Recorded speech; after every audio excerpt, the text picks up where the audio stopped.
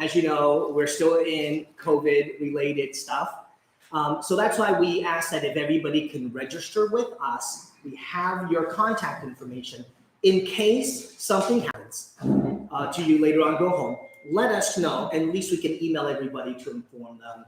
Here's what's happening and some things like that. So please share that with us, Young. So that's why registration for us is that important, because we have everybody's contact. So we want to make that sort of our practice moving forward. So make sure you do that. And if you do feel sick afterwards, it's okay. Let us know. That's fine, because we know that this is a serious matter. We want to take this seriously. Very quickly, the restrooms in here. I know last time we did not make this announcement. This is a very historical landmark here. The restroom is underneath the stairs. You go in the little tunnel there on your left-hand side. And if that is full, go out these rooms, go out these two doors, a couple of rights, and there's another restroom on the outside. So we want to make sure we do that. A couple of things. Believe it or not, this is what we're doing here is in partnership with Pace down in LA. They have a grant from Wells Fargo that they're serving, and so we're kind of helping execute with that grant. So we want to thank them for allowing us to do this. And we need to record this as documents, so we're doing this. Thank you.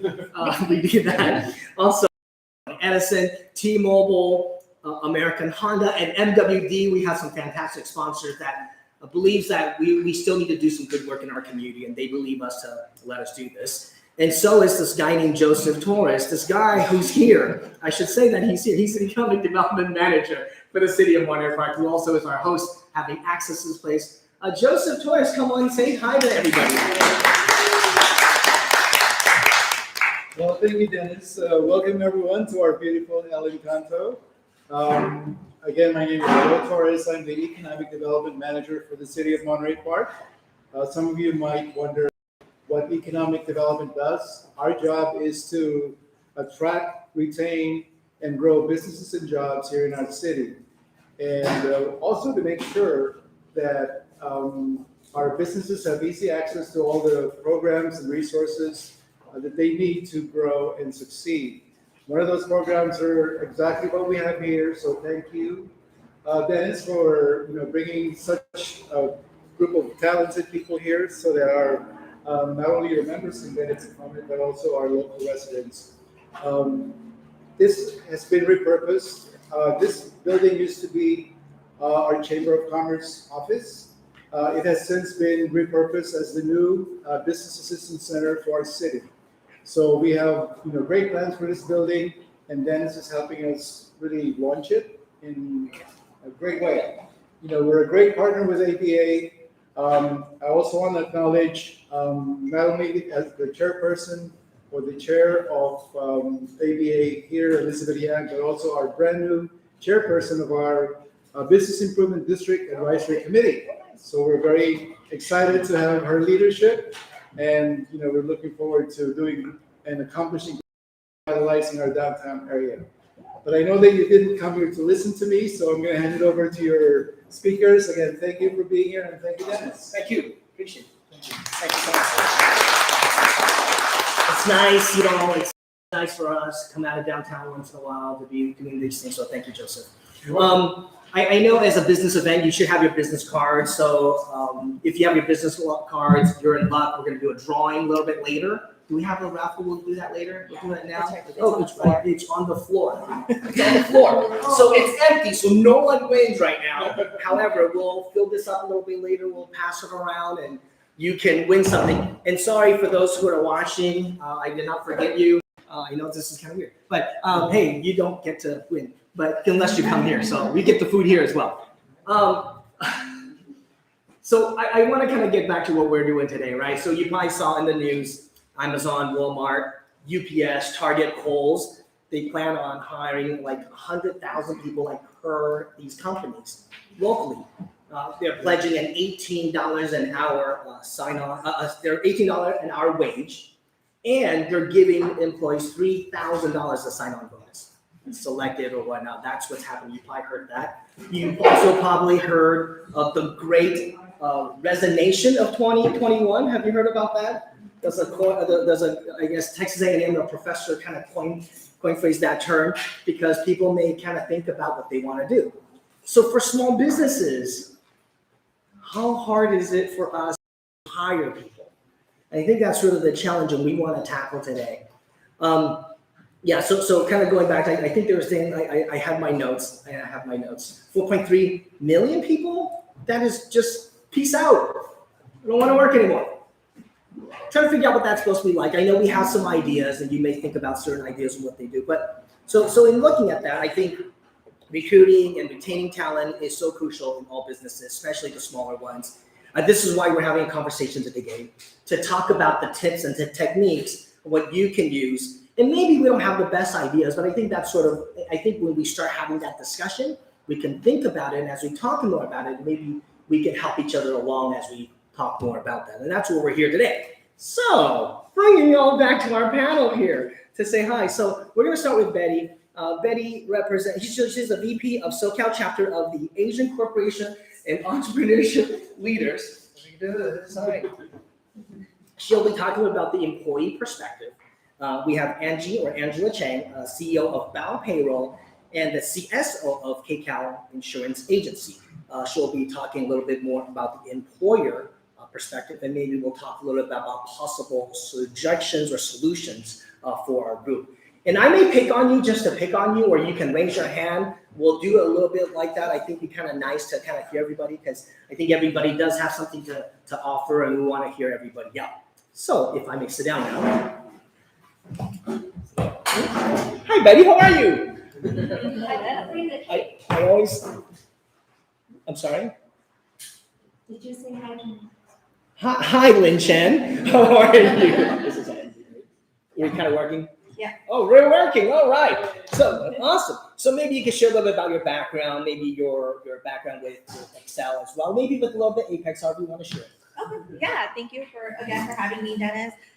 So I'm the VP of Excel SoCal chapter. I think it's not working. It's not working. Kind of hear it. Okay. Hello. Better. Oh, yeah. Okay. So I am Betty. I am the VP of the SoCal chapter of Excel.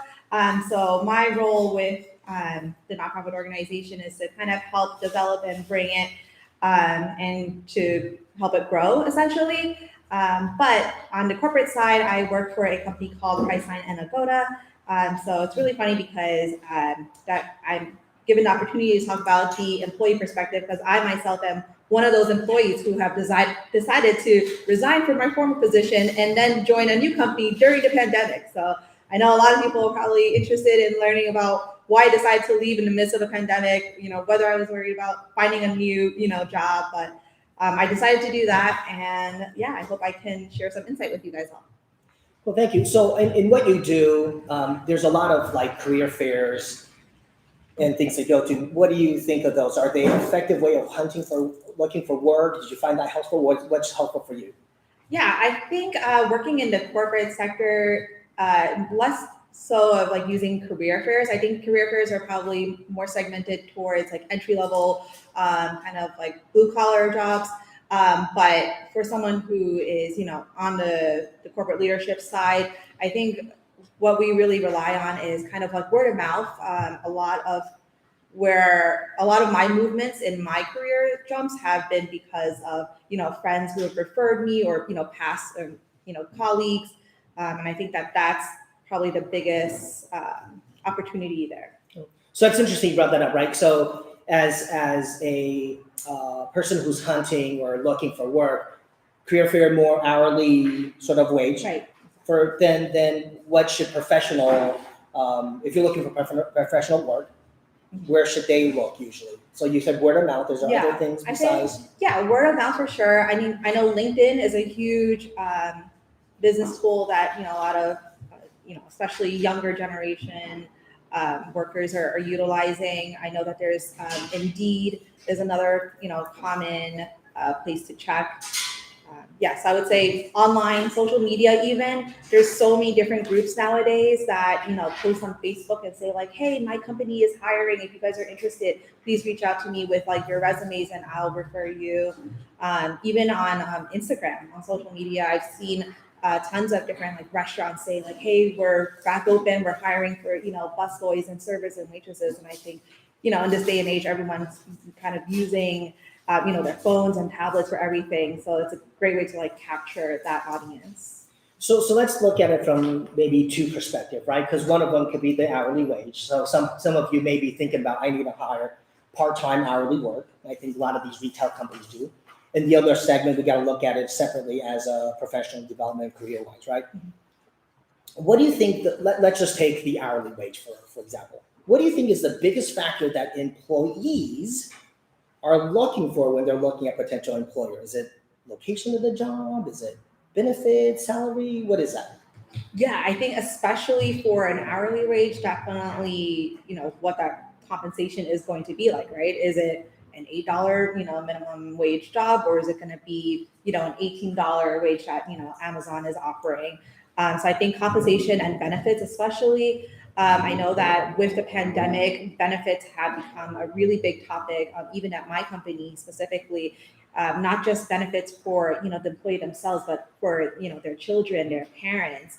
Most like health insurances, only cover the employee and their spouse, right? So with the pandemic and everything that's going on, everyone's more concerned about like, well, what about my parents? How can I help them ensure that they're safe and healthy as well? So I know benefits is a big topic, and then I think flexibility is also, everyone has had a chance to kind of work remote. So everyone's looking for that flexible schedule and location, right? It's not just about having to go back to the office, but having that flexible schedule. Do I need to be in the office from 9 to 6, or can I work 8 to 3? Pick up my kids from school and then maybe work a couple of hours again after that. So I hear you in terms of the flexibility work, maybe perhaps some remote work or things like that. What about the reputation of the company itself? Because I don't know. I mean, some of these big companies I'm looking at, maybe I don't want to be associated with Walmart because they're taking so many big other small business jobs, right? Versus like UPS, who's delivering it. Is that accomplice? I mean, is that a big factor in terms of the company itself? I think that there is some merit to it. I mean, who doesn't want to say like, oh, I work for, Tesla, or I work for Google, right? That big name is always going to come into play. But on the other side, it's like what you said, maybe there's like something that the company is doing where, that employee doesn't agree with their practices, right? And so that might affect their decision as well. But I think the reason why people like to work with, a big name corporation and to have that reputation is also because having that name allows them to have the technology and resources to do their job more efficiently, and it provides job security and stability, right? Especially during the pandemic when tons of employees probably had to get furloughed or laid off and lost their jobs. They don't have that sense of financial security, and I think having a big name brand behind you makes you feel a little bit more secure. So that makes a lot of sense. So if you're to kind of bubble this down to three things, if we can say three things, some of the factors, if you will, hourly employee, what do you think will be the top three things as a job seeker or hourly job seekers that would prioritize the top three things? I would say number one, probably flexibility, especially if it's an hourly job. Because it's hourly, most of the time it's probably an off schedule. So you can do like, 10 to 6 or whatever it is, different hours. So I think flexibility in the hours. And then, I would have to say salary and benefits would have to be the other two. Okay. So we know the perception, right, about working for a large corporation versus small one. Do you know if any job seekers would think about working, or do you know in general, how do they feel about the smaller companies? I think there's a rise and there's a great opportunity for small companies. I think especially because of the pandemic, people are realizing I don't want to be, one of those robots that works in the big corporations and just slaves away for like 40 hours. There's been such a huge rise in like mental health and taking care of yourself first. And I think that that's where the appeal of working for a small business can come into play. It's like you guys have that ability, be more flexible and like to connect more with your employees one-on-one and not just treat them as, one in the 400 analysts that a big corporation might have. So, I guess and thank you for that, Ben. To ask maybe in the group here, right? In that sense, and what your thoughts, because I know you guys interview people, right, for people bring it onto your company, what do you struggle with? Or if you guys, you can raise your hand if you want. It'd be easy for me to pick on you. What do you think would be the challenge that you see when you talk to people, when you interview people? Anybody want to be brave? Nothing. You don't see, and you don't want to spill. Yes. I know there's somebody there. We are a small business, right? So we want to find somebody who enjoy working on multiple projects. So that's very important for us, right? So I always look for somebody, who is willing Okay. to work like not 9 to 5, but like sometimes during the weekend for marketing. Yeah. Yeah. Yeah, and I can tell you, like for us, and I'll share with you, for us sometimes because we're looking downtown LA, there's some people just say, I'm not going to downtown. Like they don't even look at it. So that's sort of, I'm losing out in terms of some of the talent out there. But I can go outside, we're in Chinatown, it's much better. So Betty, you work for you work for a big company, big brand name company. What would make you work for a smaller company for less pay, potentially? And what would make that happen for you? That you'd be willing to do that? Yeah, I think the biggest thing that would help me to jump out of corporate is like working on passion projects, right? It's like what Emily was before. We want someone to work for what they're excited about doing, right? So I think that there's a lot of us who work in corporate and, we might enjoy what we do and, we might make decent money, but at the end of the day, is this what we want to do? Is there something more? And so one of the reasons why I actually joined the new company that I work for is because they do value employees outside projects and passions, where they want to help us develop and grow that and not just care about, our numbers and our production as an employee. Thank you. Thank you, Dan. So there's a perception that large companies has better benefits, maybe more room to growth, but I don't know. I think we need to kind of look at some small business perspective. Angie, what do you think? So before we get going, Angela, if you can share a little bit about your company. I know you started one not too long ago, Power Payroll. Maybe you can talk a little bit about that and maybe a little bit about KCAL Insurance. Sure. Hi, everyone. My name is Angela Chang. It's so nice to meet you all. So in January of this year, I started Power Payroll as sort of a tangential organization to my father's company. And I know that a couple of you sitting in the audience have heard of my dad's company, KCAL Insurance Agency, Boston. So I kind of serve in two roles right now. I serve as the Chief Strategy Officer, leading all of our growth and partnerships for my dad's company. And then I also serve as the person that's kind of heading our payroll side of the business.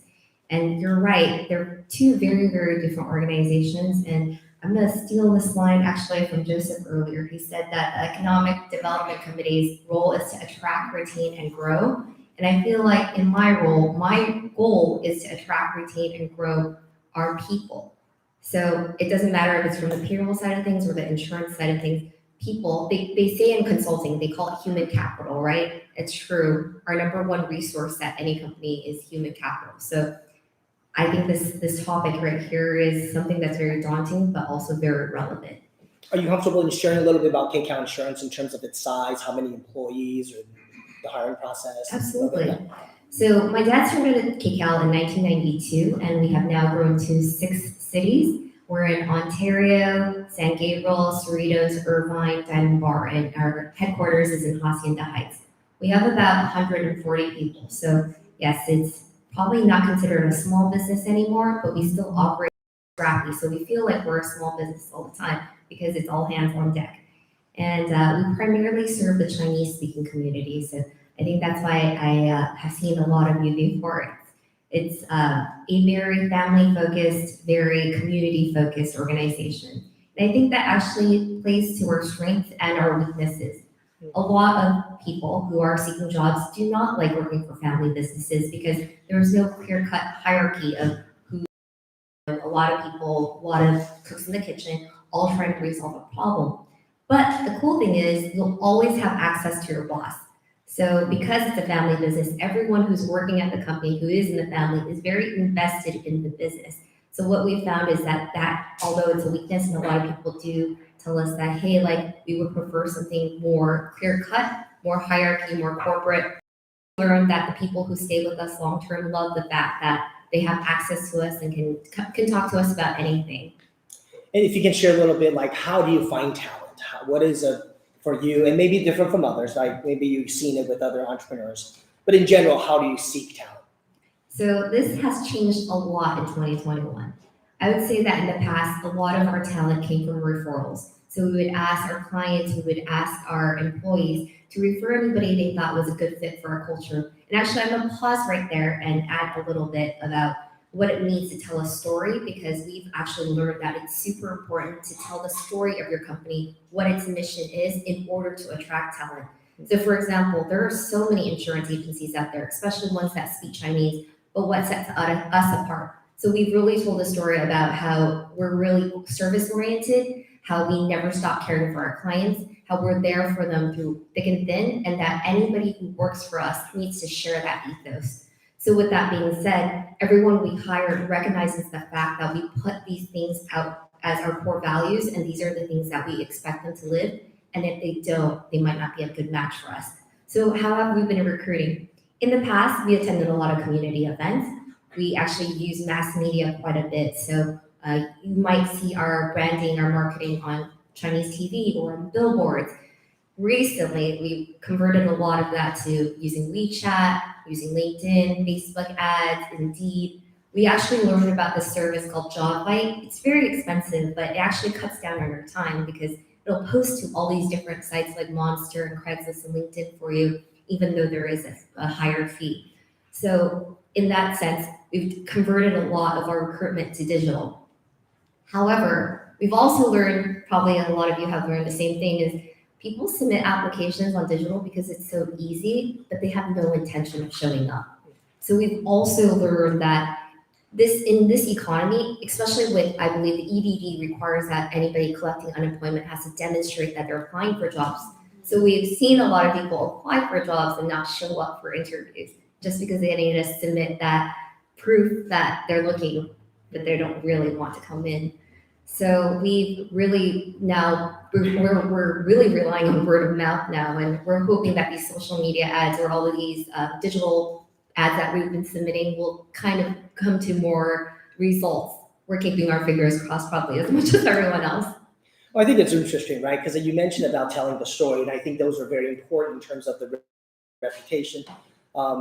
Kenny know the father quite well in terms of how he built his business. And I'm wondering if you learn from that, because that's certain reputation associated with that.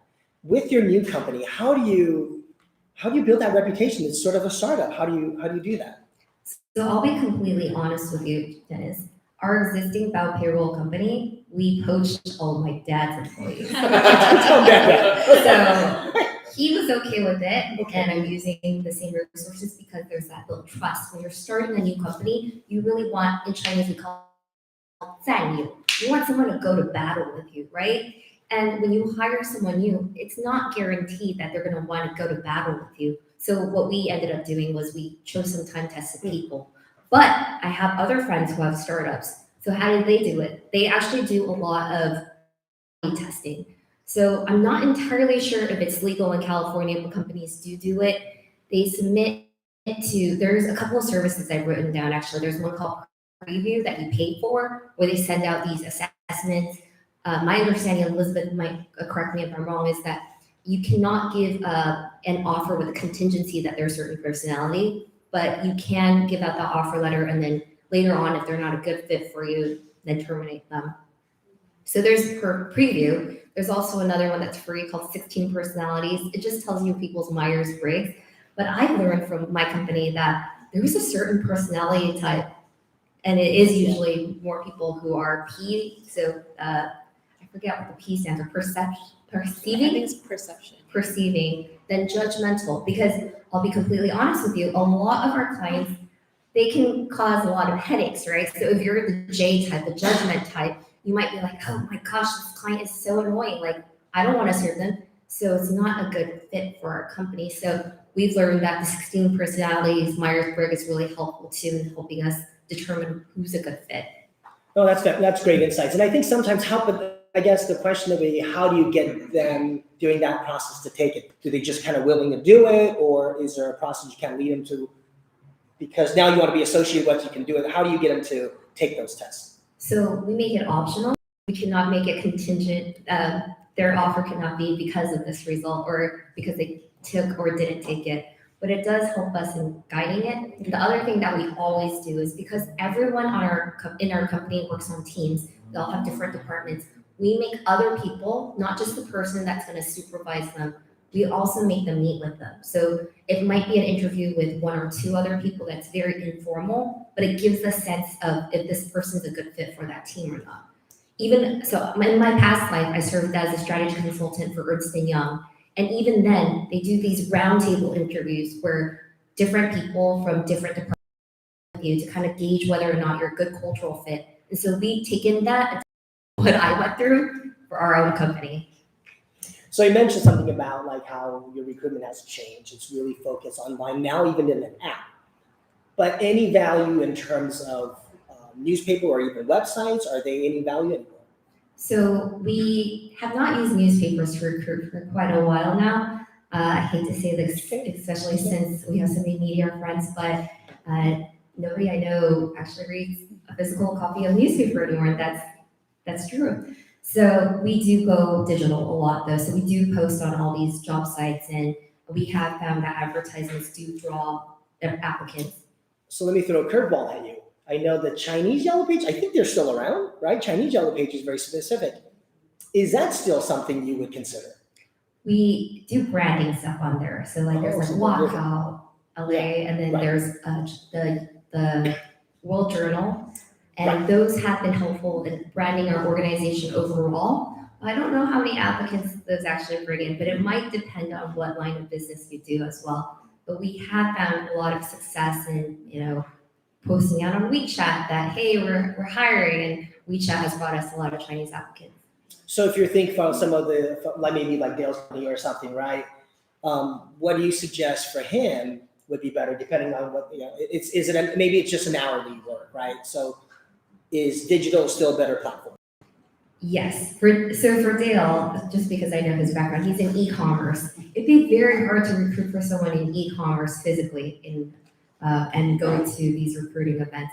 He might find some success actually on college websites. So that's the other thing. Every university has some sort of posting website and they have centralized ones where you can post to one and then it will pop out to all of the different universities. Unfortunately, there is a cost to it, but I will give you guys a hint. If your listing expires, do not just relist it. Take all the content, the exact same content, and repost it as a completely new post. Don't just click relist, because what it does is it bumps you to the very top. So people will see you as the newest listing instead of just as a continuation. Can I kind of get a sense of in the room are in how many are in professional services? Okay, and then how many in retail? Wholesale? Wholesale? Okay. What am I missing? Well, I could tell you there's a security company here. There's I kind of know people. Okay. There's a rental. There's a real estate rental service. There's agencies, there's like insurance agencies, promotional products. Job training, thank you. Oh, we should totally talk about it. Yeah. So that's on the other challenge is that a lot of times as business owners, we want to hire everyone that walks in. But the truth is, in the first couple of weeks, you can pretty much evaluate whether or not they can be trained or not.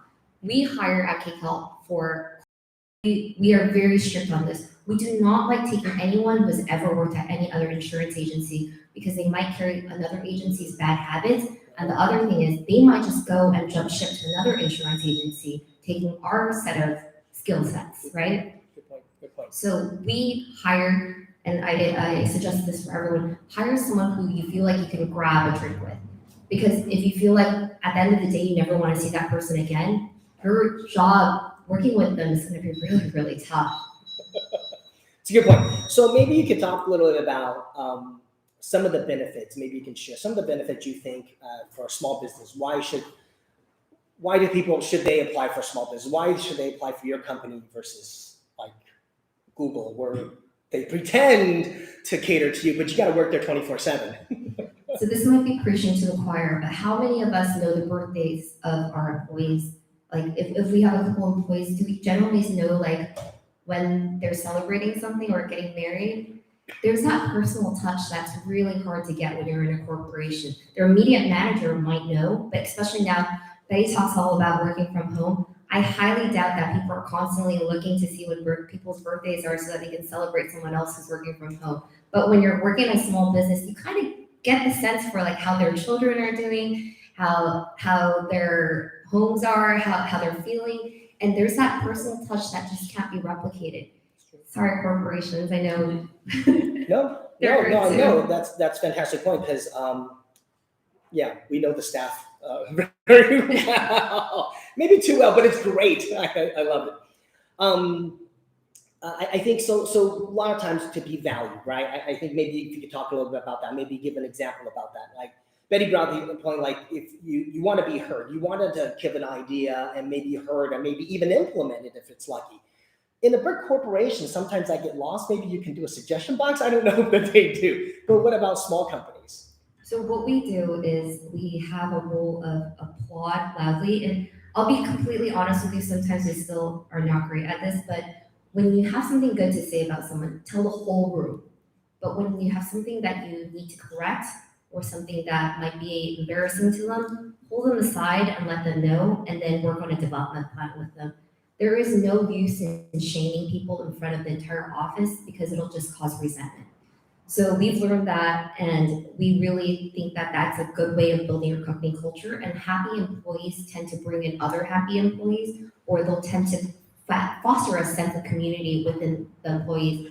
One thing we had to nip in the bud, unfortunately, in the past couple of years was in-office bullying, when some of the older employees may not treat the newer employees with as much respect. We nip that in the bud right away. Reminded everyone that mistakes happen. If a mistake happens, fess up to it so that we can fix it together as a team. There is no point in bullying someone or shaming them for not having the same amount of experience or knowledge, and we can fix things. My dad always says, as long as you didn't kill someone, you didn't set a fire, everything else can be fixed.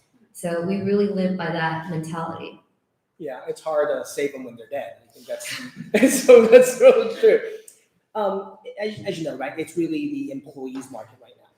What are your thoughts on having an incentive program for the current employers? I know word of mouth would be good, but do you like that in terms of an incentive for the current employees? We have run campaigns in the past where we did referral programs. We'll give existing employees a bonus of some type for thanking them for referring people in. And that was actually really, really good for us. The only thing that I hesitate on suggesting that as a method for is the reason is if one employee that refers the other person in isn't happy, they tend to bring the second person out with them, because the second employee will just be like, oh, that person brought me in, I'm friends with them, I'm gonna leave too. But it does bring people in. We have incentivized people purely for referrals, not just for interviews or for successful hires. So that actually brings more faces to your door, is if you incentivize them for even just bringing up a name or getting someone's application in, that generates a lot more buzz. Oh, there's a lot of information. In fact, I like what you're saying, the word of mouth, how to tell a story. I think those are great. And I wanted to ask if you, and maybe what you heard, everybody here, what if you heard, do you have any takeaways from listening to both of these ladies? Any takeaways from you? Is there an aha moment for you? Is there some takeaway that you learned from this? Because sometimes you don't think about it until you go, oh, hey, did I walk away with some information? I just want to challenge you to think that way. And you don't have to answer now if you have to. I think everybody, yeah. So if you want to share what you learned or it's an aha moment for you, I certainly have. I just want to know if we give you a chance to chime in. That's all. Seeing none, hearing none. So Asian of you. Lynn Chen gets my yes. Lynn has something to say. Yeah, about the insurance, since you said you have many different branches. Do you compete with each other about your quota? We don't have our locations compete against each other, but that might be a fun idea. We are very, very strong about the sense of teamwork in our company. So we actually don't even let the sales know who's doing the best. We privately, we do know, so we celebrate the team itself. but we try not to celebrate individuals to prevent the sense of heroship. So we've also learned that when people think that they're the best, they tend to look down on the rest of the team. So yeah, we foster a sense of community. It's a takeaway. Okay, that's good. That's good. Any final thoughts for both of you? Want to start with Betty? Any final thoughts? I kind of want to give everybody some time. Any final thoughts in terms of the takeaways? You know, these are small businesses. What should they really think about? In terms of hiring. Yeah, I think for me, it just really goes back to what Angie said, the story, it has to be compelling.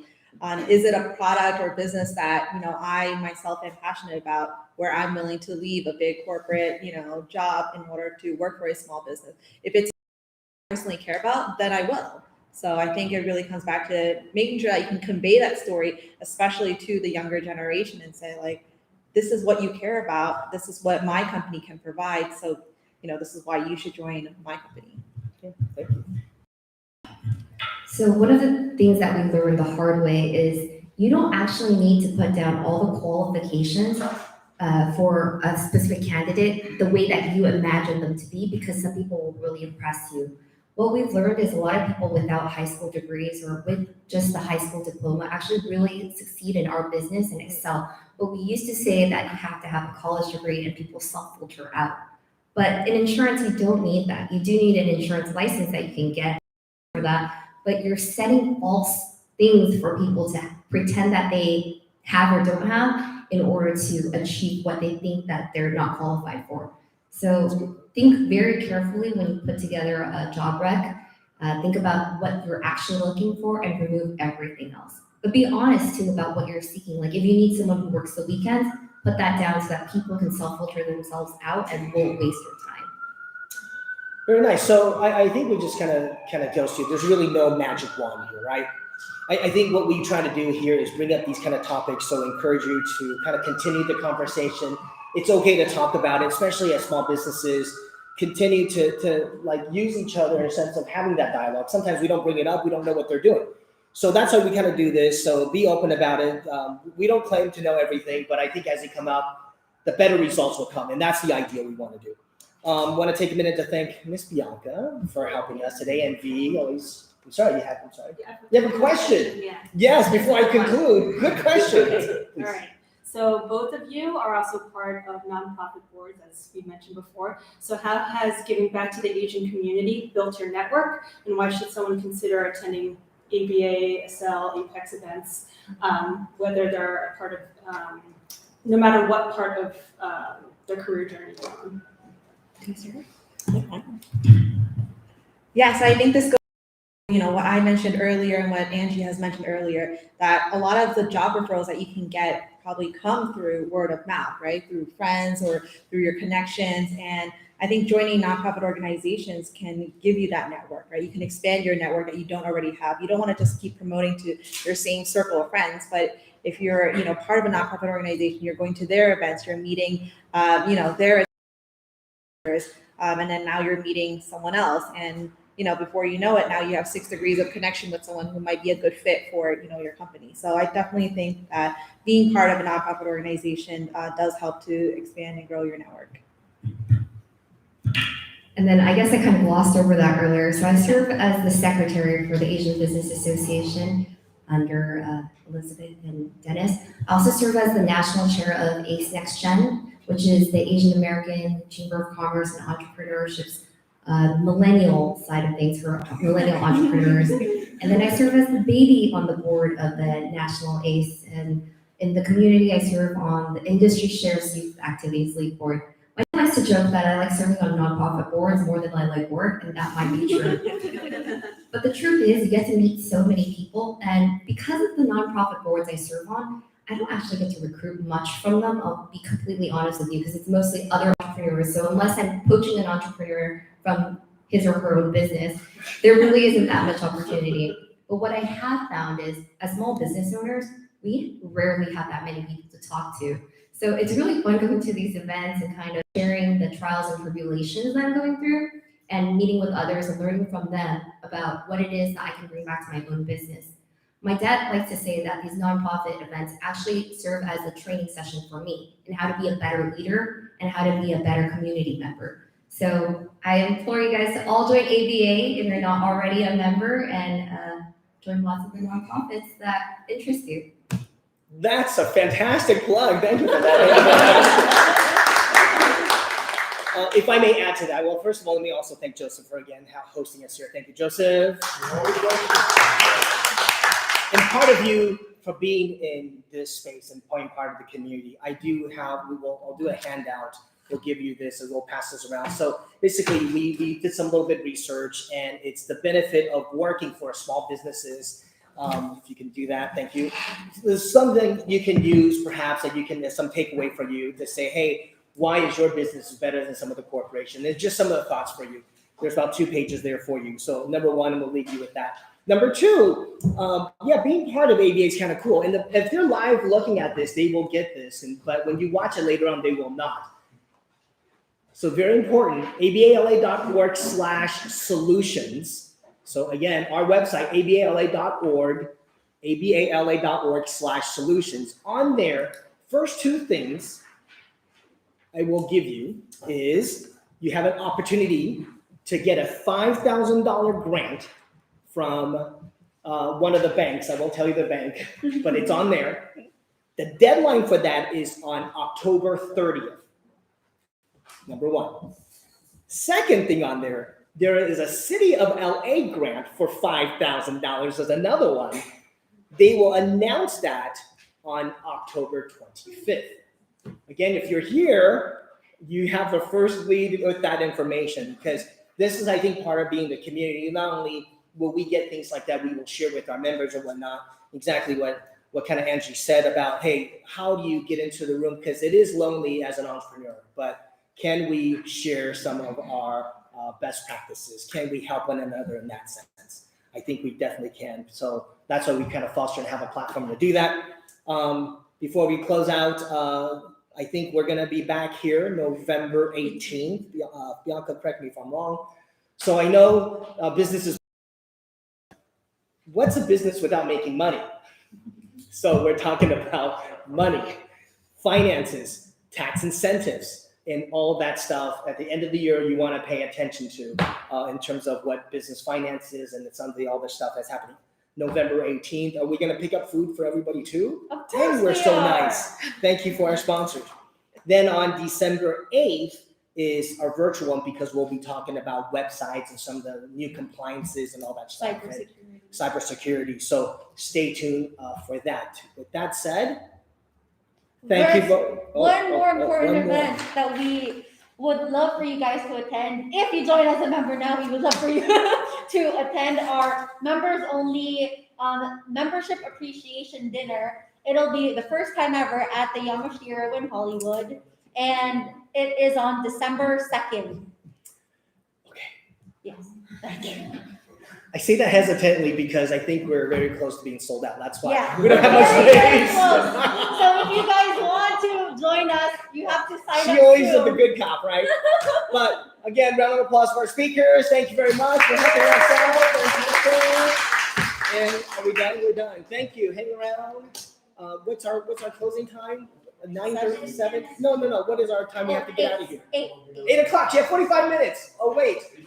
Can you repeat the deadline for the application? It's on the website.